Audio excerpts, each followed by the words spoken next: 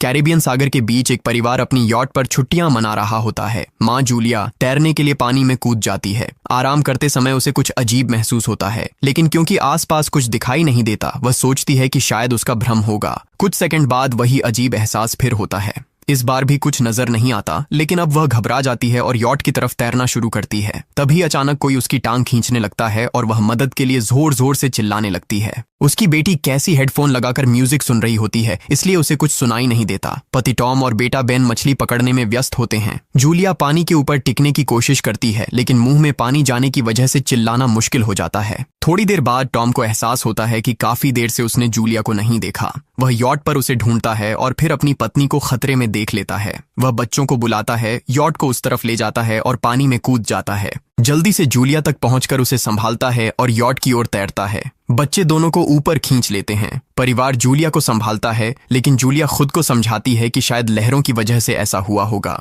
रात को सब मिलकर बेन का जन्मदिन मनाते हैं। कैसी को उसके बॉयफ्रेंड का कॉल आता है, तो वह लैपटॉप लेकर बाहर चली जाती है। वीडियो कॉल में उसका बॉयफ्रेंड दिखाता है कि शहर के ऊपर बड़े बड़े काले बादल छा गए हैं। कॉल ग्लिच होकर फ्रीज हो जाती है। कैसी यह बात परिवार को बताने आती है, लेकिन टॉम कहता है कि शायद जमीन से दूर होने की वजह से सिग्नल कमजोर है। तभी सबको एक आवाज सुनाई देती है। वे सब बाहर जाते हैं और देखते हैं कि व्हेल मछलियों का एक समूह गुजर रहा है। टॉम समझाता है कि व्हेल मछलियां हमेशा पृथ्वी के मैग्नेटिक फील्ड को फॉलो करती हैं, लेकिन जब तूफान आता है तो वे कंफ्यूज हो जाती हैं। अचानक यॉट जोर से हिलती है और बेन गिर जाता है। टॉम को चिंता होती है कि कहीं यॉट को नुकसान तो नहीं पहुंचा, इसलिए वह डाइव करके नीचे चेक करने चला जाता है। कुछ देर बाद वह सतह पर वापस आता है, लेकिन उसके कंधे पर एक बड़ा घाव होता है। जूलिया तुरंत उसका जख्म सीती है। टॉम बताता है कि पानी के अंदर उसे ऐसा लगा जैसे उसके पीछे कोई बहुत बड़ा जीव था, लेकिन जब उसने मुड़कर देखा तो प्रोपेलर से कट लग गया। वह कहता है कि जो भी चीज थी बहुत बड़ी थी। टॉम को यॉट पर काफी नुकसान दिखाई देता है, इसलिए उन्हें मदद बुलानी पड़ती है।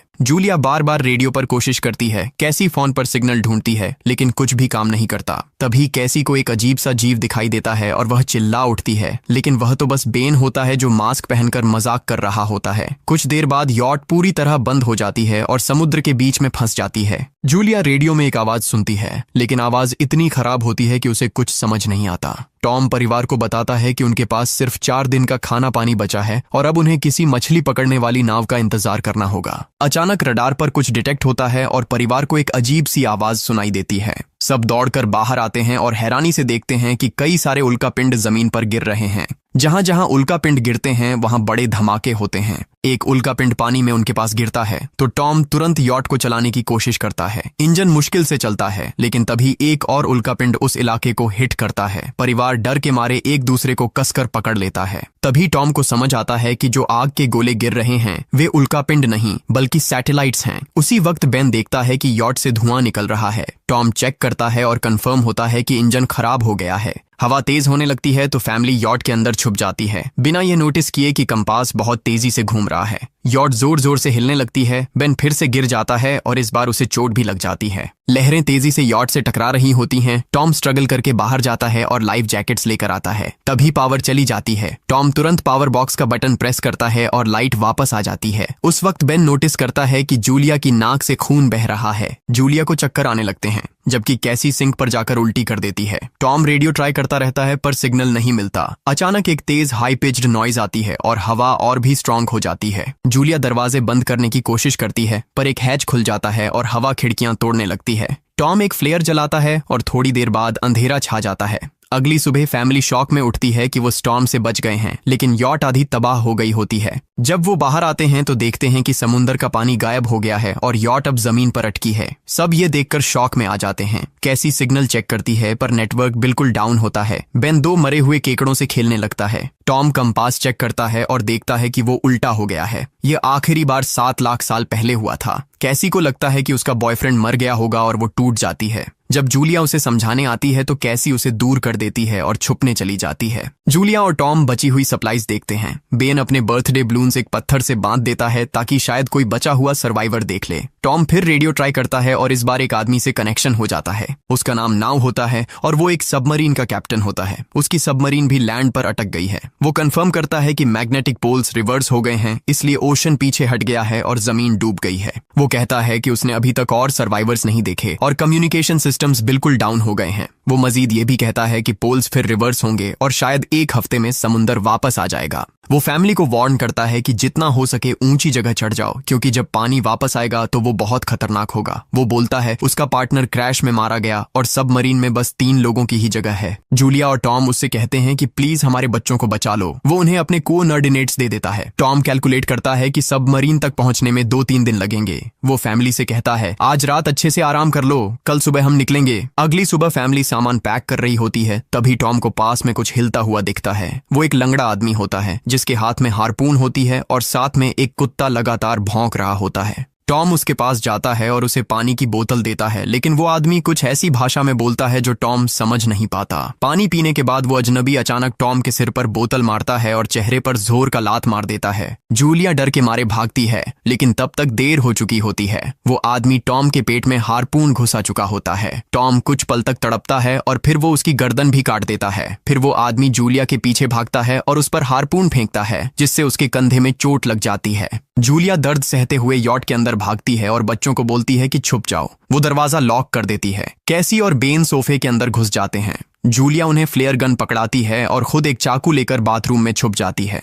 वो आदमी दरवाजे पर जोर जोर से धक्के मारता है और आखिर अंदर घुस ही जाता है। पहले वो थोड़ा खाना उठाता है और फिर यॉट में इधर उधर ढूंढने लगता है, फिर बाथरूम की तरफ जाता है, लेकिन जूलिया समझदारी से एक छोटे छेद से बाहर निकल जाती है। वो आदमी सोचता है कि जूलिया भाग गई, लेकिन जैसे ही वो धीरे से निकलने लगती है, उसका कुत्ता उसे देख लेता है और भौंकने लगता है। कुत्ता उस पर झपटता है तो जूलिया चाकू से उसे मार देती है। कुत्ते की चीख सुनकर वो आदमी बाहर आता है और अपने कुत्ते की लाश देखकर आग बबूला हो जाता है। इस बीच जूलिया यॉट के दूसरे साइड से अंदर जाने की कोशिश करती है। वो ऊपर चढ़कर टूटी हुई खिड़की से अंदर घुसने लगती है, लेकिन वो आदमी पहले ही वहां पहुंच जाता है। वो उसे पकड़कर जोर से मुक्का मारता है, जिससे वो नीचे गिर जाती है। जूलिया फर्नीचर पकड़कर बचने की कोशिश करती है, लेकिन वो आदमी उसे लात मारकर दूर फेंक देता है। फिर वो उसकी कलाई पर पैर रख देता है ताकि वो चाकू छोड़ दे, और फिर उसके बाल पकड़कर उसका चेहरा जमीन पर दे मारता है और सोफे पर फेंककर उसका गला दबाने लगता है। बच्चे ये सब कुछ देख रहे होते हैं। कैसी बाहर निकलकर फ्लेयर गन चलाती है जो सीधा उस आदमी को लगती है। वो जल उठता है और यॉट में आग फैलने लगती है।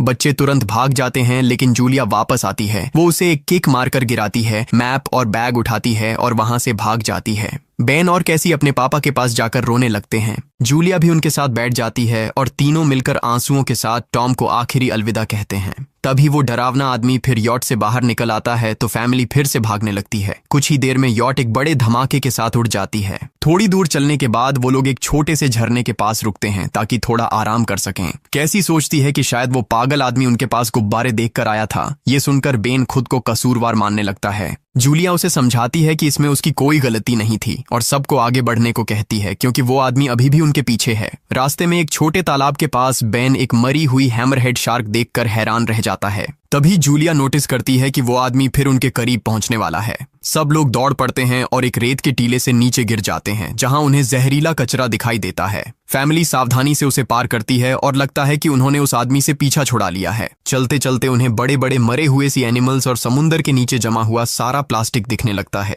बेन धीरे धीरे चलने लगता है तो जूलिया समझ जाती है कि वो डिहाइड्रेशन के करीब है। वो सबको रुकने को कहती है। जब वो पानी की बोतल देखती है तो उसे झटका लगता है। बोतल में पानी लगभग खत्म हो चुका होता है। कैसी को एहसास होता है कि शायद उसने बोतल ठीक से बंद नहीं की थी। जूलिया गुस्से में चिल्लाती है कि उसकी लापरवाही की वजह से पानी खत्म हो गया। कैसी जवाब देती है, क्या फर्क पड़ता है, वैसे भी हम बचने वाले नहीं हैं। दोनों के बीच लंबी बहस होती है, फिर भी फैमिली आगे चलती रहती है। कुछ देर बाद उन्हें एक क्रैश हुआ प्लेन मिलता है। अंदर कुछ हिलता डुलता देख सब डर जाते हैं, लेकिन वो सिर्फ कुछ पक्षी होते हैं। फैमिली तय करती है कि रात यहीं प्लेन के अंदर गुजारेंगे। वो थोड़ा सा स्नैक शेयर करते हैं और जूलिया को टॉम की जैकेट में एक फैमिली फोटो मिलती है, जिसे देखकर उसका दिल टूट जाता है। कैसी पूछती है, मॉम आप और डैड की लव स्टोरी क्या थी? जूलिया मुस्कुराकर बताती है, टॉम हॉस्पिटल में मेरा पेशेंट था। फिर एक दिन उसने फूल और एक प्यारी सी कविता देकर अपना प्यार जताया था। रात के बीच में कैसी प्लेन से बाहर जाती है। तभी वो डरावना आदमी उसे पीछे से पकड़ने की कोशिश करता है, लेकिन जूलिया अचानक पीछे से उस पर टूट पड़ती है और बार बार चाकू से वार करके उसे मार देती है। कैसी अपनी माँ को गले लगाकर शांत करती है। अगली सुबह उस आदमी की लाश पर कीड़े गुंड पड़े होते हैं। फैमिली नोटिस करती है कि उसके शरीर पर कई काटने के निशान हैं, मतलब इस एरिया में कोई खतरनाक जीव छिपा हुआ है। जैसे ही वो लोग वहां से निकलते हैं, केकड़े उसके मुंह से बाहर निकल आते हैं। कुछ घंटों बाद जूलिया और कैसी मैप देख रही होती हैं, लेकिन बेन धीरे से आगे निकल जाता है। जूलिया चिल्लाती है, रुक जाओ, लेकिन बेन एक तालाब में झुककर पानी पीने लगता है। जूलिया तुरंत उसे खींचकर बाहर निकालती है और समझाती है कि अनजान पानी उसे बीमार कर सकता है। धूप बहुत तेज हो जाती है तो फैमिली अपने सिर कपड़ों से ढक लेती है। बेन को चक्कर आने लगते हैं। तभी उन्हें कुछ पुराने कुर्सियां मिलती हैं और जूलिया कैसी उनसे एक टेम्पररी शेल्टर बना लेती हैं। जूलिया बेन को इंजेक्शन लगाती है और तय करती है कि वो रात वहीं बिताएंगे। सुबह जूलिया एक अजीब सी आवाज सुनकर उठती है। बाहर जाकर देखती है तो क्रैब्स का एक बड़ा झुंड उनकी तरफ आ रहा होता है। वो तुरंत बच्चों को उठाती है और तीनों भागना शुरू कर देते हैं। भागते भागते उन्हें एक बड़ा कार्गो शिप दिखाई देता है। वहां 3 क्रू मेंबर्स जिंदा होते हैं। एक औरत उनकी मदद करना चाहती है, लेकिन बाकी 2 आदमी मना कर देते हैं और तीनों फैमिली को बाहर छोड़कर कंटेनर लॉक कर लेते हैं। क्रैब्स पास आ जाते हैं। जूलिया बच्चों को कंटेनर के ऊपर चढ़ाती है। खुद जब चढ़ने लगती है तो क्रैब्स उसके पैर को जोर से काट लेते हैं। बच्चे उसे खींचकर ऊपर चढ़ाते हैं, नहीं तो वो नीचे गिर जाती। कंटेनर के एक छेद से आधे क्रैब्स अंदर घुस जाते हैं। क्रू मेंबर्स फायरिंग शुरू करते हैं, लेकिन क्रैब्स उन पर हावी हो जाते हैं और दोनों को मार डालते हैं। आखिरी आदमी छत के होल तक पहुंचता है, लेकिन क्रैब्स उसे भी नीचे खींच लेते हैं और वो भी मर जाता है। जूलिया अपने जख्म पर पट्टी बांधती है और बेहोश हो जाती है। कुछ देर बाद जब वो उठती है तो खुद को रेत के तूफान के बीच अकेली पाती है। वो घबराकर बच्चों को ढूंढने लगती है। एक मरी हुई औरत का हथियार उठाती है और जोर जोर से चिल्लाती है। कैसी उसकी आवाज सुनकर लौट आती है और बताती है कि वो और बेन मदद ढूंढने गए थे, लेकिन कोई नहीं मिला। फिर दोनों बेन से मिलते हैं, जिसे एक खुला कंटेनर मिलता है जहां वो तूफान खत्म होने तक रुक सकते हैं। जूलिया टॉम का लाइटर निकालती है और अपने जख्म को जलाकर बंद करती है, जो बेहद दर्दनाक होता है। तूफान थमने के बाद उन्हें एक और कंटेनर मिलता है जिसमें बहुत सारी पानी की बोतलें होती हैं। बॉडीज चेक करते वक्त उन्हें एक रेडियो और एक गन भी मिलती है। जूलिया नाव से संपर्क करती है और बताती है कि मैप खो गया है। इस पर नाव बताता है कि उन पर आर्थ्रोपॉड्स ने हमला किया था, वो अब इसके जीव हैं, जो ऑक्सीजन की वजह से पूरी तरह पागल हो चुके हैं।